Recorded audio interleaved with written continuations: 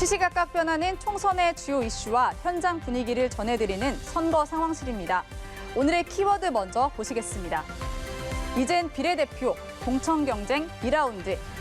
지역구 공천을 거의 마무리한 국민의힘과 민주당. 비례대표용 위성정당 공천 작업도 본격화됐습니다. 지역구 254곳의 승부 못지않게 비례대표 경쟁도 원내 제1당에 영향을 미칠 변수로 작용할 수 있는데요. 지난 총선에서는 거대 양당의 위성정당들이었던 미래한국당이 19석, 더불어시민당이 17석씩 가져가며 팽팽한 결과가 만들어졌습니다. 4월 10일 22대 총선 결과는 어떨까요? 먼저 여당 상황 보겠습니다. 국민의힘의 위성정당 국민의미래에는 총선 불출마를 선언했던 인요한 전 혁신위원장 등 530명이 공천을 신청했습니다. 진종호 전 사격 국가대표 등 영입 인재들과 김행 전 국민의힘 비대위원도 명단에 이름을 올렸습니다.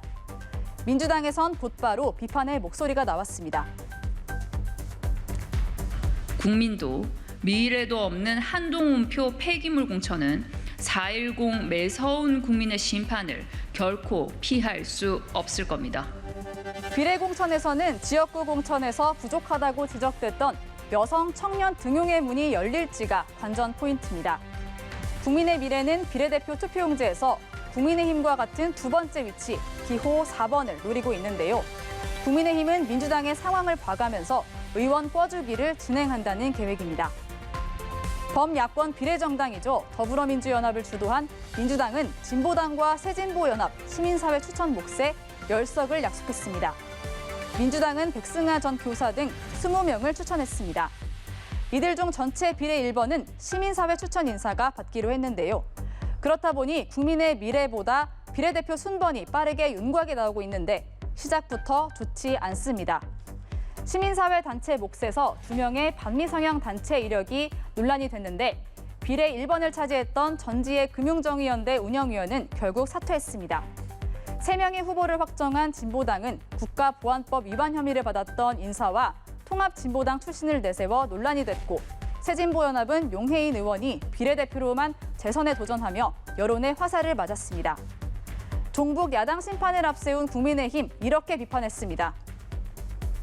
반미, 그리고 종북, 그리고 한미연합사의 해체, 그리고 이 연합훈련의 중지, 이것을 이번 총선의 공약으로 내건 건지 저는 그게 궁금합니다.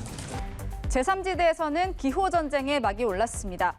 더불어민주연합과 국민의미래에 이은 기호 5번, 현재로서는 현역 의원이 6명인 녹색정의당이 가장 유력합니다.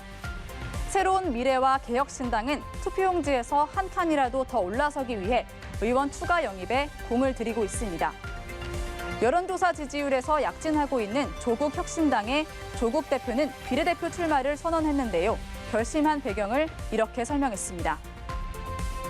제가 부족함이 있고 흠결이 있지만 저라도 나서서 또 저희 동지들과 함께 윤석열 정권을 조기 종식시키는 것이 비례대표제는 사회의 다양한 목소리를 반영하고 국회의 전문성을 강화하기 위해 도입됐습니다. 이미 준연동형 비례대표제라는 누더기 제도를 만든 정치권이 공천에서까지 본래 취지를 퇴색시켜선 안 될 것입니다. 지금까지 선거 상황실 정주희였습니다.